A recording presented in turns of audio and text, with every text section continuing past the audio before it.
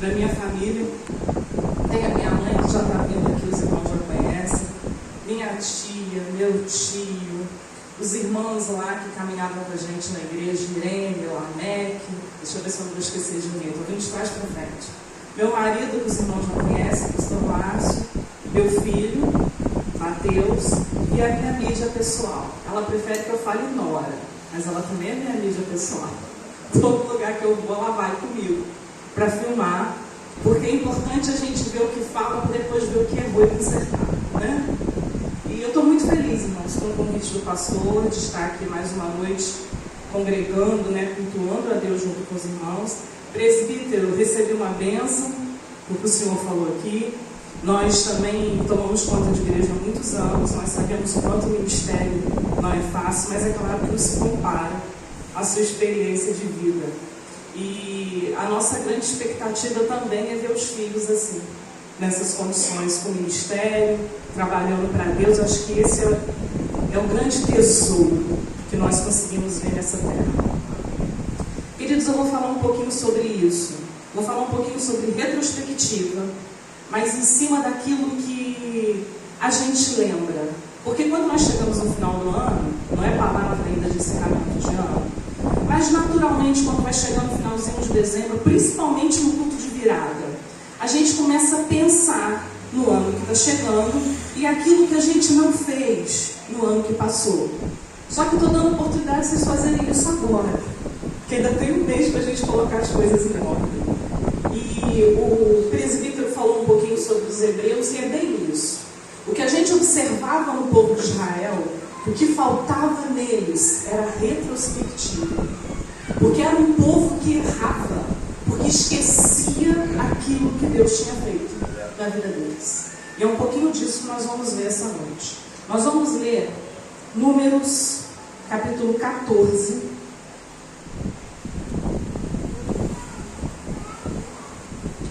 versos 7 e 8. Nós vamos iniciar em Números.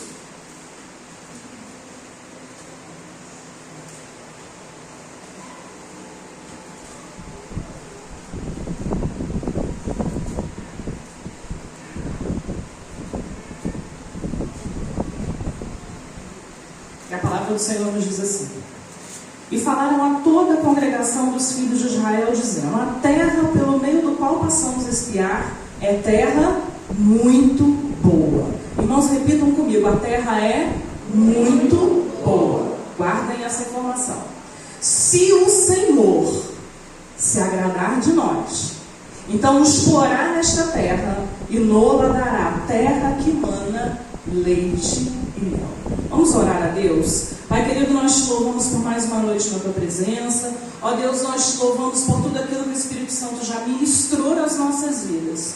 E a nossa oração é que esta palavra continue ministrando, continue trabalhando nas nossas vidas, para que nós possamos alcançar a tua vontade nesta noite. Que o Senhor esteja à frente de todas as coisas, nós oramos no nome de Jesus.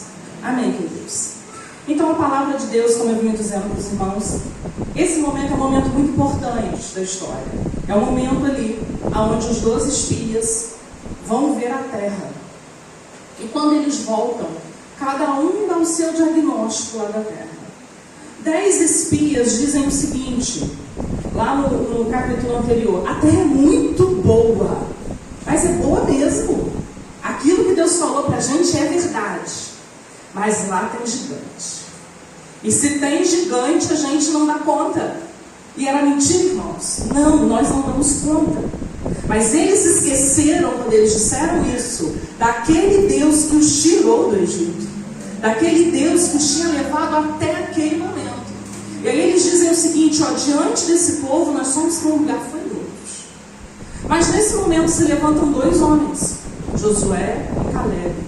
E a palavra deles é uma palavra diferente. É uma palavra de alguém que tem experiência com Deus, que sabe do Deus que serve, que não serve qualquer Deus. Nós, enquanto cristãos, nós temos orgulho de dizer que o nosso Deus não está morto.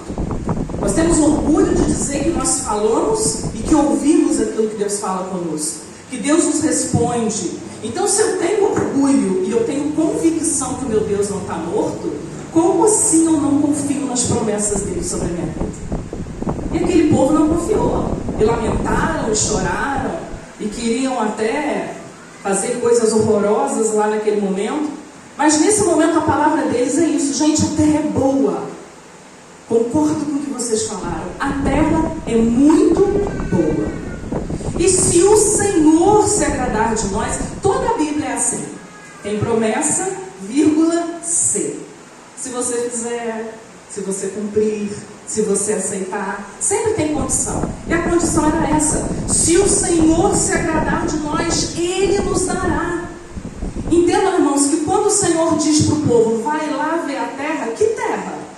A terra que eu lhes darei, a terra que eu prometi lá para Abraão, lá para os patriarcas. Então eles estavam vendo algo que já era deles, só tinha que conquistar. Mas era promessa, era deles.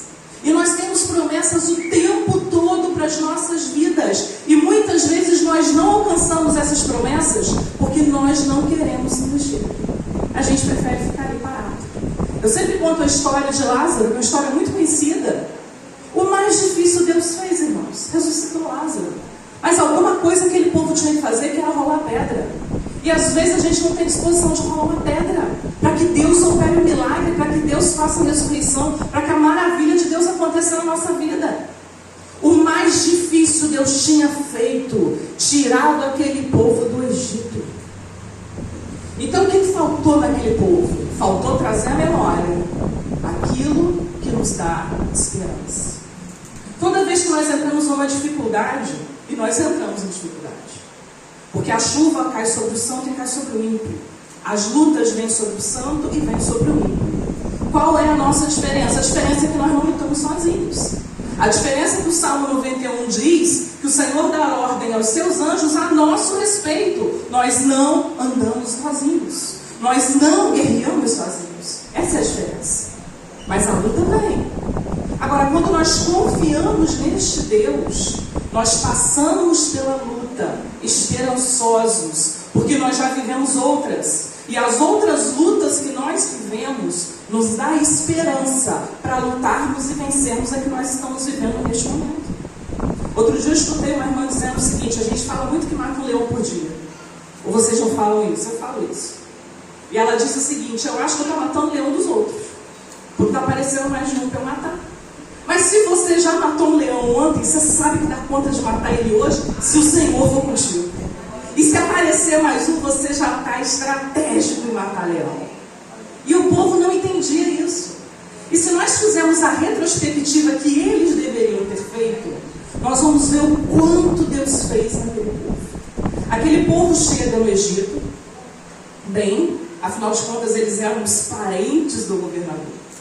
Eles chegam lá, eles vão para uma terra específica, que é a terra de Gósen, fica um lugar específico, geográfico para eles, na época de Faraó, e eles chegam bem.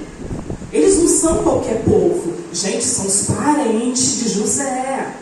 Era um pessoal importante. Mas o tempo passa, irmãos. Faraó morre, Faraó se levanta, o outro cai. Esqueceram daquilo ali. E eles foram escravizados. Esse momento é o momento que aquele povo estava escravizado. Estava tudo bem? Não estava tudo bem. A Bíblia diz que num determinado momento eles até se acomodam porque eles clamam a Deus. Se eles clamaram é porque antes não clamaram.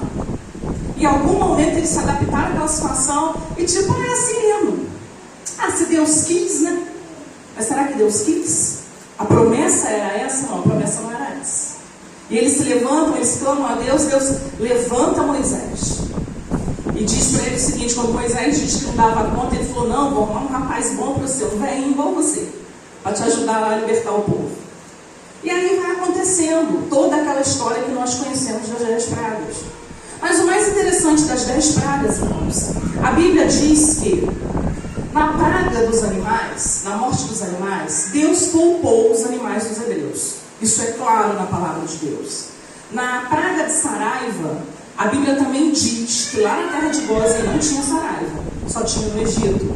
Na praga das trevas, a Bíblia também é clara. Havia trevas sobre o Egito, mas no meio do povo hebreu havia luz. E a praga dos primogênitos era decisão pessoal. As outras pragas a Bíblia não diz claramente, E eu estudo muito esses assuntos, vou dar hoje Pentateuco agora, e alguns autores dizem uma coisa, outros dizem outra, mas a minha opinião pessoal é que mesmo que as outras pragas não estejam escritas claramente na palavra, eu entendo que aquele povo foi preservado, porque havia um projeto, havia um propósito e havia promessas para aquele povo. O povo hebreu foi preservado nas pragas. A gente imagina as egípcias careca com piolho e as hebreias cabeludas sem piolho. Como é que você explica um negócio desse? Por Deus a gente explica, pela graça de Deus a gente explica. Então o povo que viveu 10 pragas sendo preservados, porque assim que Faraó começa a aumentar a carga sobre eles, Deus os preserva, porque eles não podiam nem trabalhar, não tinha mais aonde trabalhar. O Egito virou um caos e Deus os preserva.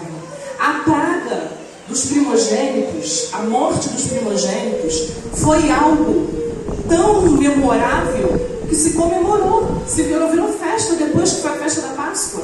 E o povo naquele momento ali, eles comemoram por algo que não tinham acontecido. E nós não temos esse hábito de glorificar a Deus por algo que não aconteceu. Nós temos o hábito de murmurar, de reclamar, de desanimar, mas às vezes falta em nós comemorar algo que ainda não chegou, porque se comemora pela fé, se glorifica pela fé. O que eles fizeram na ceia foi pela fé. Eles viram o que Deus tinha feito, o estrago que aconteceu no Egito, e Deus disse para eles: vocês vão comemorar a saída antes de sair. Vão comemorar preparados, porque vocês vão sair. Tinha que ter muita fé para fazer o que eles fizeram. Tinha que ter muita fé para passar aquele sangue lá, e na hora que o anjo passasse, o anjo entendesse: nessa casa tem aliança com Deus. Essa família tem compromisso com Deus. Não é qualquer família, não. Então nesta família o anjo da morte não toca. Porque é desta forma que o mundo espiritual funciona, irmãos.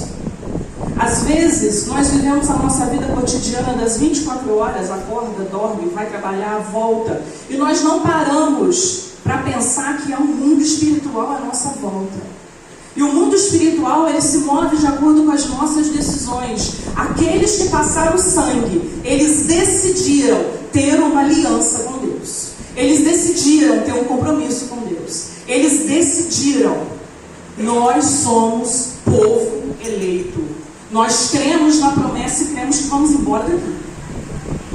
E a palavra de Deus diz que eles foram embora. E não era pouca gente, não, irmãos. Porque se hoje nós tivéssemos que sair daqui com esse povo que está aqui, já não ia ser fácil para esse povo caminhar todo mundo junto. Mas ela era muita gente. Saíram com riquezas. O povo queria tanto que eles fossem embora, que deram as riquezas para eles. Então, só nesse episódio que eu contei para os irmãos, acontecem 10 grandes maravilhas naquele povo. E eles dizem para Moisés que eles eram como gafanhotos, que não tinham como. Mas Deus não fez só isso não, irmãos. O culto, achei muito interessante que o presbítero falou do que eu vou pregar. O primeiro louvor falou sobre isso. Abra-se o mar, que eu vou passar pelo mar, pulando e cantando. E eles chegam diante do Mar Vermelho, e eles atravessam aquele mar. E Miriam faz isso mesmo, porque ela canta, ela pula, ela glorifica. E eles passam pelo mar. E Deus deixa o mar aberto no ponto certo, para que o exército de Faraó entrasse e morresse lá dentro. O mesmo mar que foi livramento para um povo, foi o mesmo mar que foi juízo para outro povo. Porque é assim que Deus faz com os escolhidos dele. Ele nos preserva dos juízos, dos problemas que nós temos, que surgem sobre este mundo. O Senhor nos preserva. Ele preservou lá no Egito e Ele preserva a passagem pelo Mar Vermelho. Então, 10 pragas, saída do Egito, atravessam o Mar Vermelho. E quando nós continuamos lendo, nós vemos que coluna de nuvem de dia, coluna de fogo à noite, espantava os possíveis animais, aquecia no deserto. O Senhor deu a eles água. Chegaram num lugar que tinha água amarga, mas o Senhor transforma. Porque a amargura, irmãos, ela só permanece na nossa vida se nós deixarmos, se nós decidirmos. Porque nós temos um Deus que é acima de todas as coisas. Coloque a sua amargura diante dele, que Ele vai transformar isso em algo doce. Ele vai transformar a sua tristeza em alegria. Porque o choro dura uma noite, mas a alegria vem pela manhã, seja qual manhã for. Mas essa é a palavra de Deus. Transformou água, tirou água da rocha. O Senhor mandou maná para aquele povo. Eu perdi as contas de quantas coisas aconteceram naquele deserto. E como que era o maná, irmãos? Você pegava o maná e comia o maná. Era só isso. Não tinha serviço nenhum. Podia cozinhar, porque cada autor diz uma coisa a respeito do maná. Podia só simplesmente pegar e comer. Você não tinha serviço nenhum. Hoje nenhum de nós pode fazer isso. Chegar em casa, pegar uma coisa e simplesmente comer. Você tem que fazer alguma coisa para preparar aquele alimento. Eles não precisavam fazer nada. Só pegar o maná e comer. Aí reclamaram do maná. Aí o que Deus faz? Manda codornizes. O povo come até não aguentar mais. E tá o povo reclamando. E tem mais uma coisa interessante que acontece nesse processo aí. Eu estou contando tudo o que aconteceu antes de Números 14. Eles passam por uma guerra com os amalequitas. E a palavra de Deus diz que o povo vence. Agora, como, irmãos, que um povo escravo, que tinha saído do Egito, que não tinha treinamento militar, vence um exército armado e treinado militarmente? Como que isso acontece? Só acontece se o poder de Deus, se a graça de Deus for à frente do povo. Aleluia. E como que eles não lembram disso? De tudo que Deus proveu, de eles vencerem guerra, eles não lembram disso. Eles olham para o gigante e dizem: não, nós somos como gafanhotos. É isso que eles olham. Eles não lembram, eles simplesmente ignoraram tudo que aconteceu até aquele momento. Em Deuteronômio, que é mais à frente, depois dos 40 anos rodando ali, por falta de fé, a palavra de Deus diz que não se gastaram os sapatos e nem as roupas. Se cresceram com eles, eu não sei como foi que aconteceu. Mas tudo Deus proveu. O que aquele povo precisava, Deus provia. Deus tirou ele de lá, era um povo escolhido, era um povo separado. Nas orações de Moisés nós vemos isso, Moisés dizendo isso para Deus, reafirmando para Deus aquilo que Deus já tinha dito para ele: Senhor, é o teu povo. E aquele povo naquele momento decide não ser o povo de Deus. E há um juízo sobre a vida deles. Porque no momento que eles decidem não confiar na promessa, no momento que eles esquecem tudo aquilo que Deus fez na vida deles, no momento que eles anulam os milagres, as maravilhas, a provisão, há um juízo sobre eles. E um povo que estava a metros ou quilômetros de alcançar a terra prometida, roda 40 anos no deserto. Irmãos, nós precisamos pensar: será que nós não temos atrasado o cumprimento da promessa de Deus sobre a nossa vida? Ah, mas isso pode acontecer? Claro que pode. Quantas promessas o Senhor te deu? O que o Senhor já disse para você? O Senhor não disse nada para mim. Olha, de Gênesis a Apocalipse está cheio de promessas. Mesmo que ninguém tenha apontado o dedo para você, diz: o Senhor manda te dizer. A Bíblia está cheia de promessas. Alguma promessa você tem que ter tomado posse dela. E se você não tomou posse, se você não está crendo, se você está achando que o Deus que você serve é muito fraquinho, você vai atrasar o cumprimento da promessa na tua vida. Irmãos, o nosso Deus é Deus de milagres. E às vezes a gente vive de milagres de pessoas que já passaram, de histórias que já foram contadas. Mas os milagres acontecem hoje no nosso meio. Nós é que não estamos atentos. E nós que muitas vezes não estamos buscando. Uma vez um irmão foi lá na igreja pregar. Eu achei muito interessante o que ele falou. Porque quando Pedro foi preso, a Bíblia diz que a igreja fazia constante oração por Pedro. Que bênção! A igreja estava orando. Pedro foi solto. Mas quando Pedro chega, a surpresa do povo foi solto. Mas o povo não estava orando. Orando sem fé. Orando sem crer que aquele Jesus que deu a vida na cruz ia libertar Pedro. Eles fazem um espanto com a menina. Não, Pedro está preso. A gente está orando aqui, mas ele está preso. E quantas vezes nós não fazemos isso? Nós não temos fé para crer naquilo que Deus prometeu, naquilo que Deus disse que vai fazer pelas nossas vidas. Irmãos, que nós repreendamos isso nessa noite em nome de Jesus. Que nós possamos lembrar daquilo que Deus fez. Eu vou dar só uma lembrança para vocês. Lembra do dia que Deus te chamou?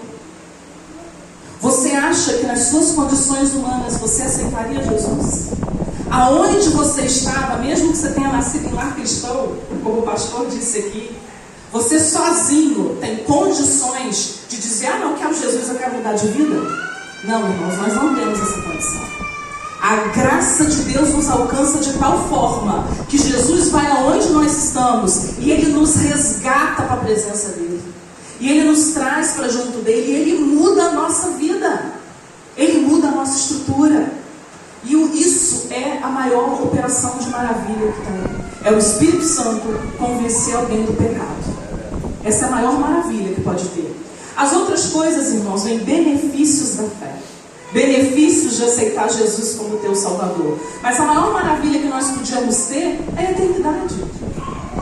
O presbítero disse que vai fazer 72, né? Isso. A Irene está com um pouquinho mais. Não vou falar não, porque não sei se a Irene quer que fale a idade dela. Mas acho que a Irene não liga. Nós conhecemos uma irmãzinha lá de Levi, que faleceu no período da pandemia com 99 anos e faltando 15 dias para fazer 100. Vida pra caramba, né? Glória a Deus. E firme. E era aquela pessoa que você sentava para conversar com ela e você não se cansava. Porque normalmente quem já viveu mais tempo que a gente tem muita experiência para contar e a gente evita passar pelos problemas que se passaram se a gente ficar esperto. Então a gente gostava muito de conversar com ela. Mas, irmãos, ela passou para o Senhor. Ela viveu 99 anos, 100 anos nesta terra, menos 15 dias. Só que na eternidade, ela vai viver uma eternidade. Lá ela não está contando tempo. Lá as dores foram embora, as tristezas foram embora. Ela está vivendo abundantemente junto com Jesus. Então não importa o que nós vivamos nessa terra. Deus nos abençoa, sim, nós somos abençoados. Glória a Deus por isso. Todos nós queremos viver bastante? Claro, todos nós queremos viver bastante. Queremos ver a nossa família se desenvolvendo, queremos ver os nossos projetos crescendo. Mas independente do tempo que eu viva nessa terra, há uma eternidade esperando para mim, porque um dia Jesus foi na cruz e morreu pela tua vida, pela minha vida, pela nossa vida. Ele nos amou primeiro. E esse povo joga isso tudo no lixo, o que nós não podemos fazer.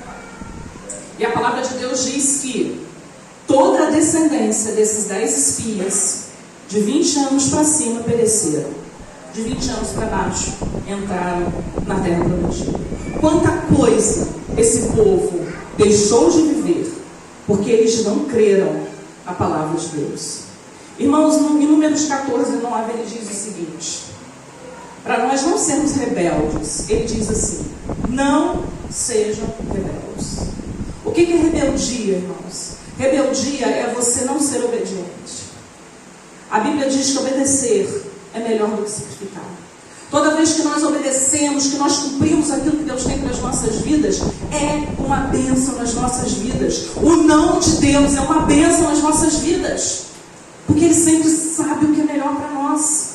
Então o texto diz: não sejam rebeldes contra o Senhor, não temais. Os pastores sabem disso. Quantas vezes a palavra de Deus tem a palavra não temas? Toda a Bíblia. Ah, vocês sabem. Sabe não? Você não vale. Fala, pastor Márcio. 366. Eu não contei. Eu peguei essa informação de algum lugar, não contei. Quantos dias tem um ano? 365, né? Vamos combinar assim. A gente tem um não temas a mais para a gente usufruir. Porque até no ano bissexto, o Senhor vai dizer para você quando você acordar: não temas, eu estou contigo. Amanhã, irmãos, quando vocês levantarem, amanhã é feriado para alguns, né? Então amanhã nem é um dia tão preto assim na folhinha, tão difícil na folhinha. Na terça-feira, quando você levantar para ir trabalhar, você levante com essa palavra: não temas, eu estou contigo hoje, eu estou contigo na quarta, eu estou contigo na quinta, eu estou contigo todos os dias até o ano bissexto. E só nesse versículo tem 2 vezes isso: não temas. Porque essa é uma das promessas de Deus para a nossa vida. E ele diz o seguinte: o povo desta terra será o nosso pão.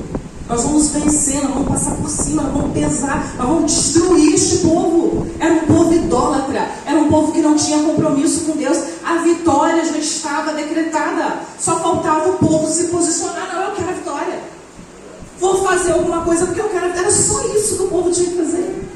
Se eles venceram os amalequitas sem estarem treinados, talvez com armas simples, com armas incompletas, os irmãos acham que Deus os levaria, tiraria do Egito, para eles morrerem no meio da guerra? Claro que não. Deus tinha um propósito, Deus tinha uma direção. Nós não morremos no meio do caminho, quando nós decidimos seguir a direção de Deus. Por mais difícil que seja a luta, por mais difícil que seja a batalha, nós não morremos no meio do caminho. O Senhor nos preserva. O Senhor é conosco, não temais. Uma trajetória de dias durou 40 anos. Irmãos, o que tinha na terra? Números 13 e 23 disse que o cacho de uva precisou de 2 homens para carregar. Qual o tamanho dessa uva? Eu não faço ideia, mas eu queria ter visto a uva. Eu queria uma uva dessa, eu gosto muito de uva. Era uma terra próspera, era uma terra que estava prontinha para eles usufruírem. Eles viram uma coisa desse porte, porque eles levaram os frutos da terra para que Moisés visse, e disseram que não ia dar. Não, vamos ficar por aqui mesmo. A palavra de Deus em Josué 24, 12 e 13, irmãos, eu gosto muito desse texto, muito. Eu gosto muito de João, mas eu gosto desse texto também. Em Josué 24, coloca aqui para mim. Isso, 12 e 13. Ele diz o seguinte. Ali também talvez pode deixar.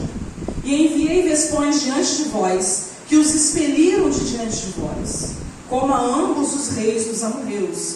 E isto não com a tua espada, nem com o teu arco.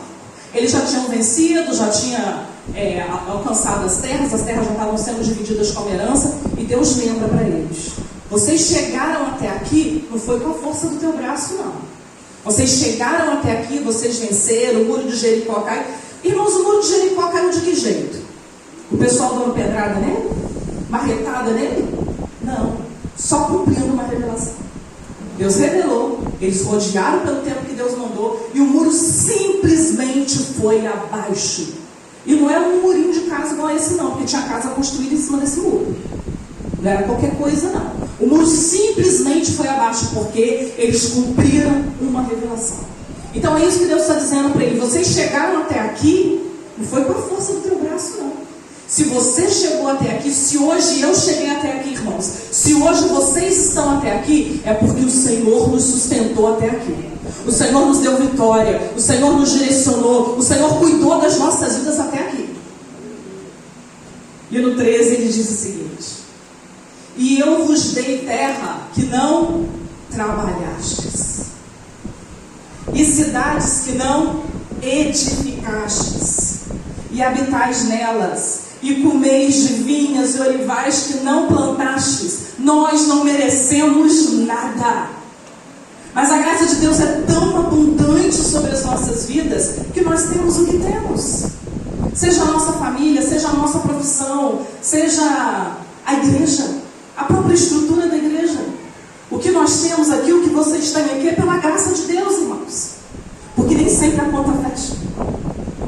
E os pastores sabem disso. E aí Deus vem operar um milagre sobre as nossas vidas. E nós temos vivido isso, nós temos usufruído de coisas que nós não fizemos. A salvação foi uma. Nós hoje usufruímos de coisas que os irmãos do passado morreram para que o Evangelho hoje estivesse aqui. Hoje nós usufruímos de uma Bíblia que lá no passado pessoas pagaram um preço para que hoje nós tivéssemos ela e não a lêssemos, porque não temos tempo. Hoje nós usufruímos de coisas que muitas pessoas pagaram um preço antes. E de graça. Por quê? Porque essa é a graça de Deus entre nós. E é isso que Ele está dizendo para o povo. Vocês estão usufruindo, vocês estão vivendo de coisas que vocês não fizeram nada. Eu os escolhi, eu os trouxe, eu os sustentei, eu provi. Tudo que vocês precisaram, eu fiz por vocês. E a palavra de Josué continua assim, no 15. Porém, se vos parece mal aos vossos olhos, servir ao Senhor, faz o que vocês quiserem. Depois disso tudo que vocês viveram, se isso não trouxer algo à mente de vocês, se essa lembrança não trouxer esperança, escolham hoje a quem vocês vão servir. Se esses deuses com letra minúscula, que os pais de vocês serviram, Deus da incredulidade, Deus da idolatria, Deus do meu eu, Deus das minhas decisões independente da vontade de Deus, desses além do rio, desses os amorreus, em cujas terras habitais, porém, essa é uma decisão diária. É uma decisão diária que nós temos que levantar e temos que declarar. Porém, eu e minha casa serviremos ao Senhor. Aleluia! Isso é uma decisão diária, irmãos. Nós decidimos servir a Deus. Nós decidimos usufruir das promessas de Deus sobre a nossa vida. Nós não podemos abrir mão disso. Às vezes nós abrimos mão de tantas coisas. Irmãos, eu estou encerrando aqui. É uma história longa. Espero que os irmãos tenham tempo para ler, porque é uma história muito rica. Nós vemos em cada detalhe o cuidado de Deus com aquele povo que Ele escolheu.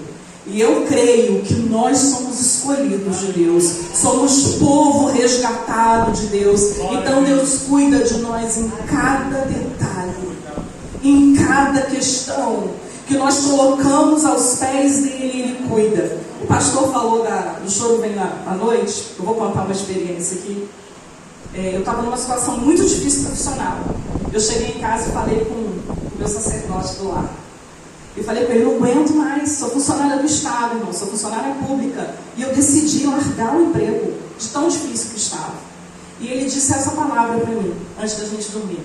Você crê que Deus pode mudar a sua história da noite para o dia? Eu creio.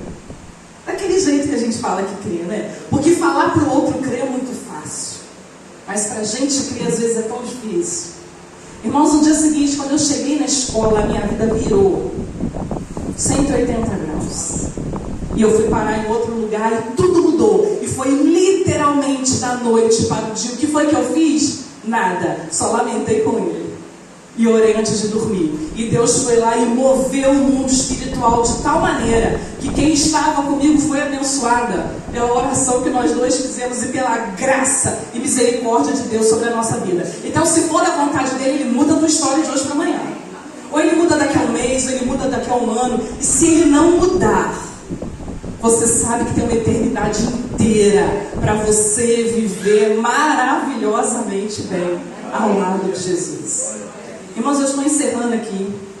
Pensem naquilo que vocês fizeram este ano. Recorde aquilo que Deus fez. Não pense só nas coisas ruins, não. Porque às vezes o nosso hábito é lamentar, reclamar com o outro. Mas o que você conquistou até aqui? Eu não sei o que você conquistou pessoalmente, mas eu sei que todos vocês que estão aqui passaram pela pandemia. Nenhum de vocês foi ceifado na pandemia. E quantos próximos nossos foram ceifados, foram para a eternidade, o tempo deles acabou, o projeto de Deus se cumpriu sobre a vida deles. Mas se nós estamos aqui, nós temos algo a fazer.